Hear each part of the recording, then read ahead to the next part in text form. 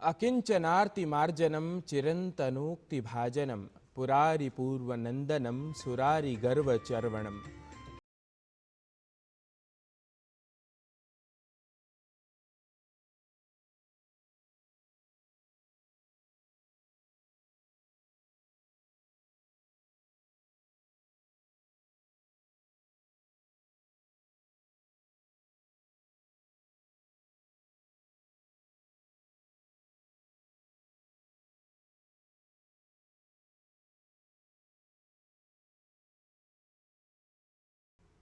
सुप्रभातम कार्यक्रम के प्रथम प्रभाग में सबसे पहले आज की तिथिवार एवं वर्तमान में चल रहे नक्षत्र को जान लेते हैं पंचांग के माध्यम से। आज का पंचांग युगाब्द 5127, विक्रम संवत 2082, शक संवत 1947, दक्षिणायन भाद्रपद मास शुक्ल पक्ष तृतीया तिथि मंगलवार, हस्त नक्षत्र। आज का दिन सभी के लिए मंगलमय हो।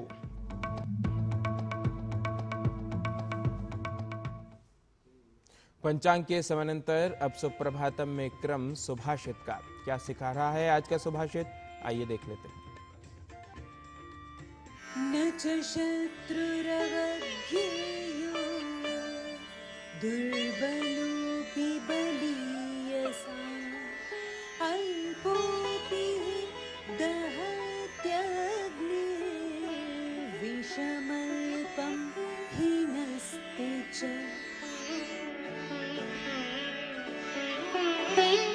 बलवान व्यक्ति को दुर्बल शत्रु तक की भी उपेक्षा नहीं करनी चाहिए।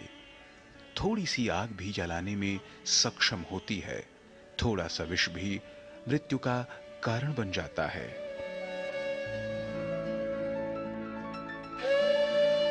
A strong person should never underestimate even a weak enemy. A small flame can cause a fire, and a little poison can lead to death.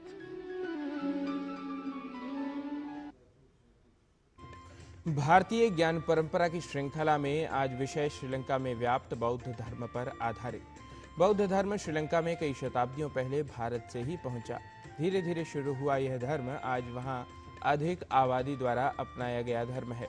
आइए देख लेते हैं इसी से जुड़ी यह रिपोर्ट।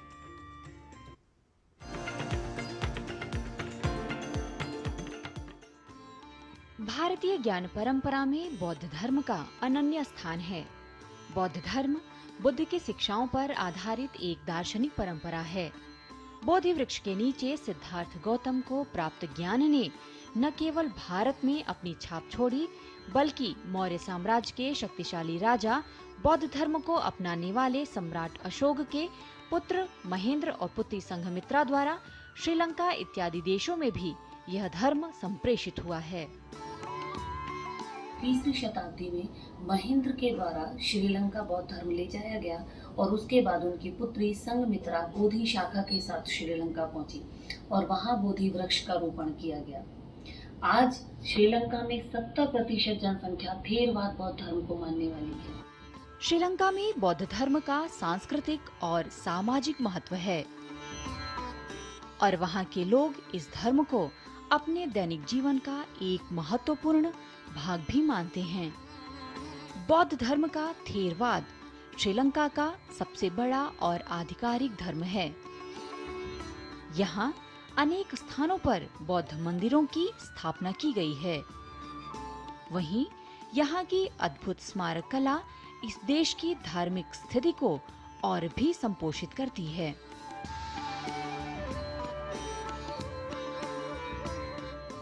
बुद्ध के अवशेषों के लिए निर्मित स्तूपों में अत्यंत महत्वपूर्ण है यहाँ का अनुराधापुरा,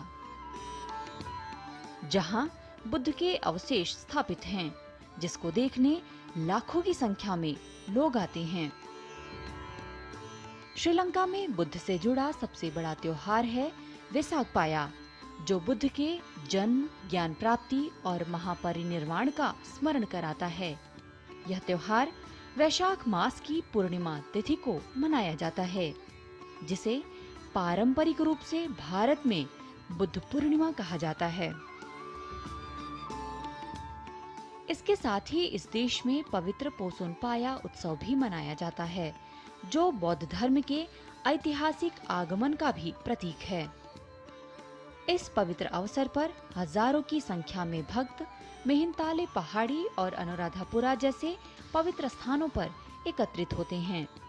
वैशाख पूर्णिमा का दिन बहुत धूमधाम से मनाया जाता है, जो जैसा कि भारत में मनाया जाता है। इसके अलावा वहाँ अनेक स्मारक हैं, अनेक स्तूप हैं, जहाँ लाखों श्रद्धालु आते हैं और वहाँ दर्शन करके जाते हैं। तो श्रीलंका में भारतीय संस्कृति, भारतीय ज्ञान परंपरा पूरी तरह से रच और बस गई है, जिसका श्रेय हम बौद्ध धर्म को दे सकते हैं। भारतीय ज्ञान परंपरा का यह दर्शन अहिंसा, दुख निवृत्ति और करुणा आदि को उद्भासित करता हुआ सामाजिक समानता और नैतिकता को भी संप्रसारित करता है। निधि तिवारी, डीडी न्यूज।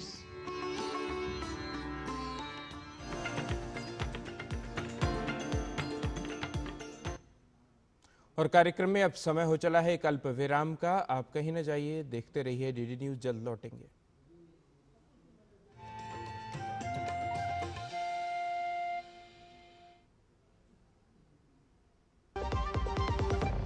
फिर ये डुगडुगी गई कहाँ? पापा के साथ साथ सारे सपने भी चले गए, पर अपने बच्चों के सपनों के साथ ऐसा कुछ नहीं होने दें। वो कैसे? पहले से लाइफ इंश्योरेंस का टर्म प्लान ले रखा है। बड़े भैया, सपनों को रखो सुरक्षित टर्म प्लान के साथ। सबसे पहले लाइफ इंश्योरेंस। प्लेटफॉर्म नंबर 2 से चलने वाली सुपर फास्ट एक्सप्रेस के यात्रियों, आई एम हियर। तुम्हें नहीं, इसे मोबाइल चार्ज करना, दिमाग चार्ज कर अपना। ऐसे पब्लिक पोर्ट से फोन चार्ज किया तो पर्सनल डेटा होगा पब्लिक। देखा? पापा रुको, मैं पे करता हूँ। No signal. अब क्या करोगे? फ्री वाईफाई है ना? बुद्धू, सुधर जा। पेमेंट्स के लिए नो ओपन वाईफाई, यानी फ्रॉड को करो बाय बाय। आरबीआई कहता है करो से ही शुरुआत, बनो फाइनेंशियली स्मार्ट।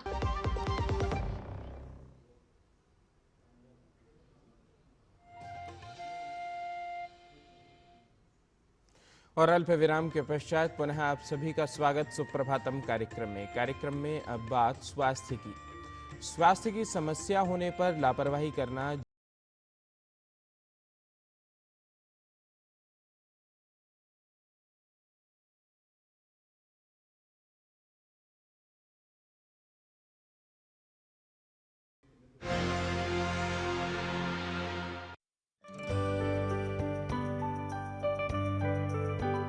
हर्निया एक ऐसी चिकित्सीय स्थिति है जिसमें शरीर के किसी अंग के अनुयायी प्रकोष्ठ परत कमजोर हो जाती है, जिसके कारण आवरण में छिद्र हो जाता है और इसी वजह से आवरण के बाहरी तत्व इस खोल में प्रवेश कर सकते हैं।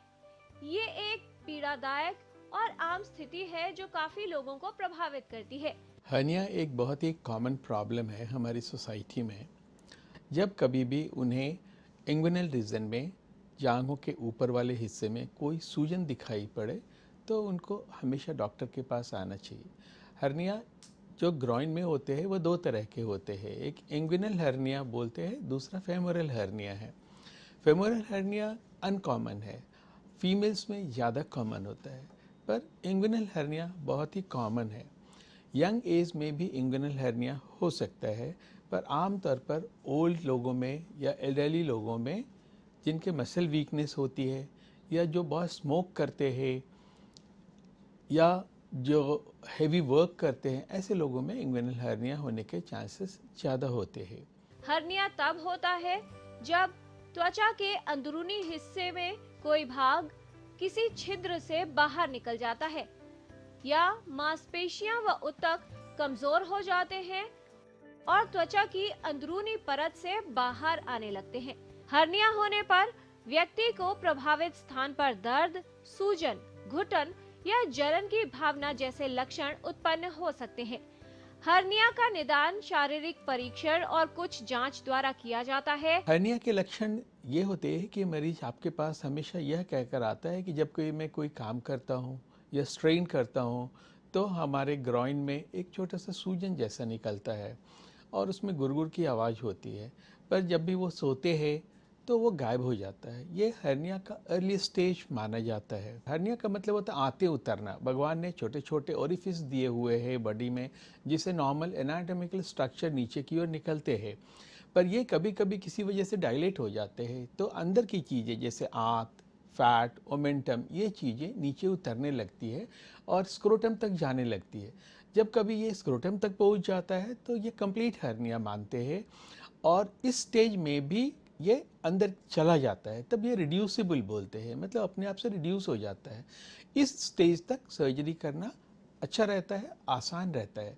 पर अगर कोई मरीज इग्नोरेंट है या वो नहीं कराना चाहता है, तो फिर कॉम्प्लिकेशंस हो सकते हैं। हर्निया के उपचार के लिए सर्जरी एक उपयोगी विकल्प है। सर्जरी द्वारा हर्निया को ठीक किया जा सकता है और जटिलताओं को कम किया जा सकता है। यदि सही समय पर हर्निया का उपचार न किया जाए तो समस्या बढ़ सकती है और व्यक्ति के लिए जटिलताएं उत्पन्न हो सकती है। हर्निया हमेशा सर्जरी से ही करेक्ट किया जा सकता है। हम ओपन सर्जरी करते हैं, जो ट्रेडिशनल सर्जरी है, जिसमें जांघ के ऊपर के हिस्से में, लोअर एब्डोमेन में करीब 4 सेंटीमीटर का चीरा लगाते हैं, और हर्निया डिफेक्ट को रिपेयर करने के बाद एक स्पेशल मेश होता है, जाली होती है जो स्पेशल धागे की बनी होती है, हम लगाते हैं।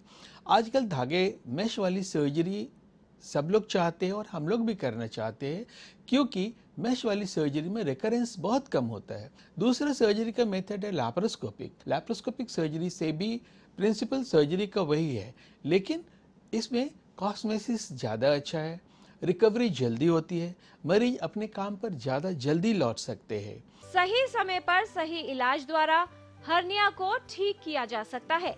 सर्जरी के बाद व्यक्ति को कुछ समय के लिए सावधानियां बताई जाती हैं, जिनका पालन कर व्यक्ति जल्द ही ठीक हो जाता है और सामान्य गतिविधियां आराम से कर सकता है। किरण भारद्वाज, डीडी न्यूज।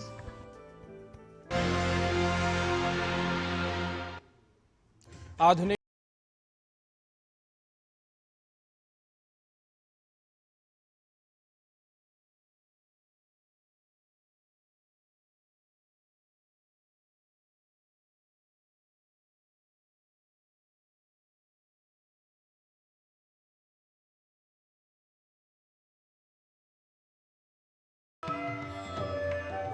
आज हम यहाँ बात करने वाले हैं pelvic and growing muscles area के लिए। तो उसके लिए कौन से आसन बहुत ज़्यादा लाभदायक हैं, आज उन आसनों का हम अभ्यास करेंगे, जिसमें है पहला आसन है मल आसन। सो मल आसन कैसे करना है देखेंगे। पैरों में थोड़ा सा अंतर रख लेंगे इस तरह से, और थोड़ा सा फिट को साइड में नमस्ते पर करके अब इसको आसन को करने के लिए धीरे से नीचे बैठेंगे एंड कुछ देर इस तरह से यहाँ रुकेंगे। इसका मल आसन। इस पोजीशन में बैठने से पेल्विक एरिया पे अपने आप खिंचाव आता है, जिससे पेल्विक एरिया के मसल्स पुष्ट होते हैं, मजबूत होते हैं। फिर सांस भरते हुए धीरे से ऊपर उठ जाएंगे एंड रिलैक्स। अब इसी का दूसरा एक आसन है पेल्विक मसल्स और ग्रोविंग एरिया को मजबूत करने के लिए, जिसे कहते हैं सेतु बंद आसन। सेतु बंद आसन के लिए इस तरह से पहले बैठ जाना है और एक तरफ होकर लेट जाएंगे। इस पोजीशन में लेटने के बाद अब धीरे से सांस भरते हुए कमर के एरिया को ऊपर की तरफ उठाएंगे, जितना ऊपर उठा सके, और यहाँ कुछ देर रुकेंगे। फिर सांस छोड़ते हुए वापस पूर्व स्थिति में आ जाएंगे। इन आसनों का अभ्यास करने से हमारे pelvic area and growing area के मसल्स पुष्ट होते हैं, मजबूत होते हैं। तो आइए कुछ और प्रैक्टिकल टिप्स जानते हैं इसके बारे में हमारे योग गुरु हंसा जी योगेंद्र से। नमस्कार। हम लंबे समय आजकल बैठे रहते हैं, तो ये पेल्विक रीजन में हमेशा दबाव रहता है और उसके लिए हमको एक्सरसाइजेस करना ज़रूरी हो जाती है। लेकिन ये एक्सरसाइज बहुत ज़्यादा एक साथ मत करें, नहीं तो वहाँ फिर से टाइटनेस आ जाता है। इसलिए धीरे धीरे इंटेंसिटी बढ़ाना ज़्यादा अच्छी बात है। पीछे नहीं पड़ जाना हाथ धो के, वो सही रहेगा। रोज़ थोड़ा थोड़ा करना। दूसरा, मैग्नीशियम का इंटेक बढ़ाइए, और मैग्नीशियम बढ़ाने का सबसे अच्छा सोर्स है हरी पत्तेदार सब्जियां। लेकिन ये सारी चीज़ें जो गैशियस है, जैसे पत्ता गोभी, फूल गोभी, ब्रोकली, ये सब चीज़ें ज़रा कम खाएं, क्योंकि उससे गैसेस भरती है और पेल्विक में स्लगिशनेस आ जाती है। और फिर दूसरी चीज़ें हैं कि गर्म पानी बीच बीच में पीते रहना, हाइड्रेट रहना अच्छी बात है, और अच्छी नींद लेना, क्योंकि जब आप लेटते हो तो हमारी पूरी स्पाइन रिलैक्स रहती है, और अच्छी नींद सारे बड़े बड़े प्रॉब्लम को ठीक कर सकती है। तो बीच बीच में थोड़ा उठ के चलना, उससे भी बहुत फ़ायदा होगा। तो बस कोशिश करते रहें, हमारे मुख मसल्स का ध्यान तो रेगुलर रखना ही चाहिए। नमस्कार। चिकित्सा, उपचार और योग।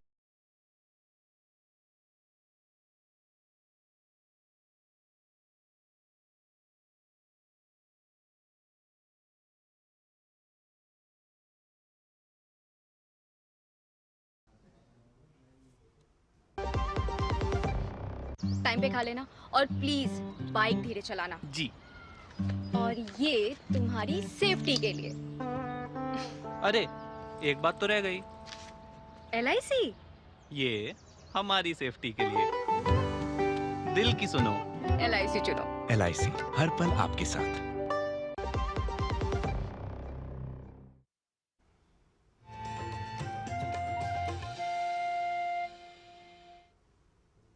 पुनः स्वागतम, सुप्रभातम कार्यक्रम में बात आयुर्वेद की। गठिया अर्थात आर्थराइटिस जोड़ों में सूजन, दर्द और अकड़न की एक रोग स्थिति है। गठिया की समस्या को दूर करने के लिए आयुर्वेद में कई प्राकृतिक उपचार बताए गए हैं। आइए जान लेते हैं इन उपायों को आयुर्वेद विशेषज्ञ डॉक्टर तन्मय गोस्वामी से। हर व्यक्ति का एक स्वप्न है कि जितना भी जीवन है, व्यक्ति अपने हाथ पैरों का प्रयोग सही तरह से अंतिम क्षण तक करता रहे। लेकिन यदि लोगों को संधिवात या आमवात, जिसको गठियावाई कहते हैं, विशेषतः ऑटो इम्यून रोग है, इसका इलाज बहुत ही दुर्गम कहा जाता है। आयुर्वेद के माध्यम से आप इससे बहुत अच्छी तरह से जीत सकते हैं। योग रत्नाकर पुस्तक में एक अद्भुत योग है। जो लोग प्रातः काल महौषध अमृता भवः कषायश्चेति सेवितः हिनस्ति च आमुमारुतम चिराय संधि संश्रितः। संधियों में, जोड़ों में चिर बहुत पुराना भी यदि गठिया आमवात हो तो वह उससे हिन हो जाता है, उसको खत्म कर सकता है यदि सुबह सुबह खाली पेट 2 ग्राम महौषध अर्थात सोंठ का पाउडर और अमृता अर्थात गिलोय का चूर्ण 2-2 ग्राम मिला करके जो 50 ml खौलते पानी में डाल के इसका सेवन करता है, वह धीरे धीरे इस रोग पर विजय प्राप्त करके अंतिम समय तक बहुत अच्छी तरह से चल फिर कर अपने हाथ पैरों को ठीक रखकर जीवन जी सकता है।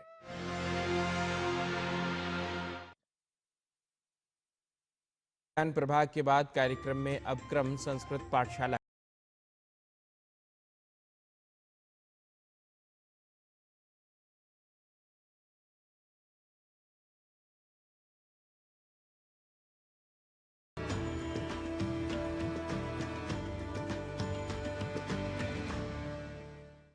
नमस्काराः दर्शकाः, स्वागतं करोमि अहं नारायण दत्त मिश्रः सर्वेषां संस्कृत पाठशालायां।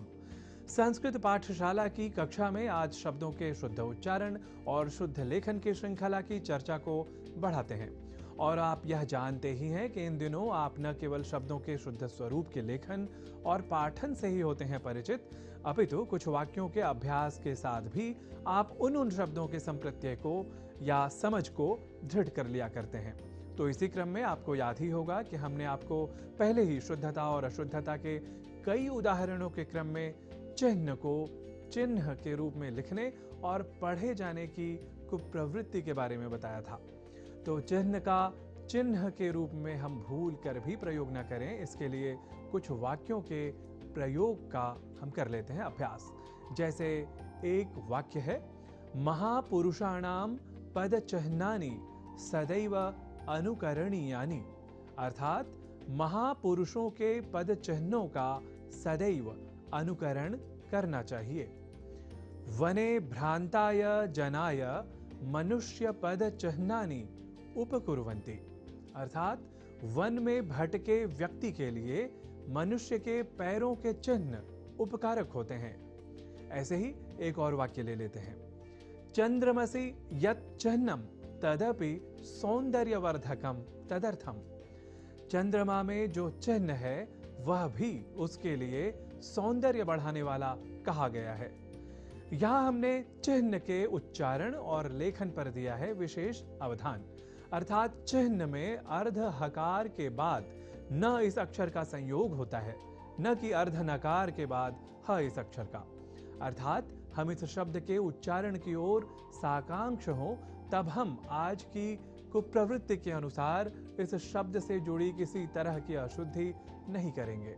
अर्थात न केवल चिन्ह ही अपितु चिन्ह शब्द से बने चिह्नित, परिचिह्नित जैसे शब्दों के प्रयोग में भी कभी भ्रम की स्थिति में नहीं रहेंगे और स्वयं एक कुशल संस्कृत हमें प्रयोक्ता बनना है, अर्थात संस्कृत के संस्कृतत्व की रक्षा करनी है। इसलिए भी स्वयं को भाषा के कुशल प्रयोक्ता के रूप में हमें सुसंस्कृत बनाना है। इसलिए इस प्रवृत्ति पर अंकुश लगाया जाना निश्चय ही अत्यंत आवश्यक है। अस्तु, अब बढ़ते हैं हम आगे एक ऐसे ही शब्द की ओर जिसके लेखन और उच्चारण में हम सामान्य रूप से अब अधिक अशुद्धि करने लगे हैं, और वह शब्द है अनधिकृत, जिसे अनाधिकृत इस रूप में न केवल लिखने की ही अपितु बोलने की भी प्रवृत्ति या कुप्रवृत्ति बढ़ गई है। पर हम जब न या अन और अधिकृत इन दो शब्दों से मिलकर बने अनधिकृत शब्द के अपने संप्रत्यय को दृढ़ कर लें तो संभवतः भूल से भी इस शब्द के उच्चारण और लेखन में अशुद्धि नहीं होगी। तो यह शब्द अनधिकृत इस रूप में ही है सर्वथा शुद्ध। इस संस्कार को और दृढ़ करने के लिए आइए इसी क्रम में संस्कृत वाक्यों का कर लेते हैं अभ्यास। विना आज्ञया कार्यालये प्रवेशः अनधिकृतः अनुचितः च। अर्थात कार्यालय में आज्ञा बिना प्रवेश अनधिकृत और अनुचित है। गृह निर्माण समये अपि विना कथनम प्रवेशः अनधिकृतः उच्यते। अर्थात गृह निर्माण के समय में भी बिना पूछे प्रवेश करना अनधिकृत ही कहा गया है। ऐसे ही अगला वाक्य ले लेते हैं। विना नागरिकता प्राप्तिम मतदानम तु अनधिकृतम उच्यते। अर्थात नागरिकता प्राप्ति के बिना मतदान तो अनधिकृत कहा गया है। तो आज आपने चिह्न और अनधिकृत इन दो शब्दों के शुद्ध स्वरूप और उनके लेखन तथा उच्चारण के बारे में जाना, और विशेष रूप से कुछ वाक्यों के साथ इन शब्दों के शुद्ध स्वरूप को आपने अब अवश्य ही कर लिया होगा हृदयंगम। इसी विश्वास के साथ आज संस्कृत की पाठशाला में इतना ही। तावत् पुनरपि आयास्यामि भवतां संस्कृतानुरागिणां समक्षम एवं विधेन अभ्यास क्रमेण सह। नमस्कारः।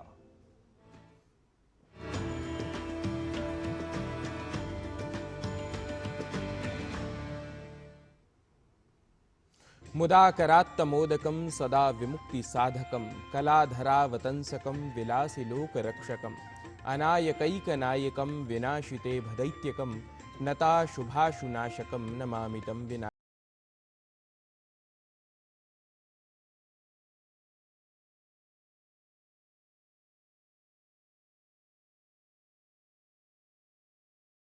स्तुतियों के साथ तब तक स्वस्थ रहिए, मस्त रहिए और देखते रहिए डीडी न्यूज़। नमस्कार।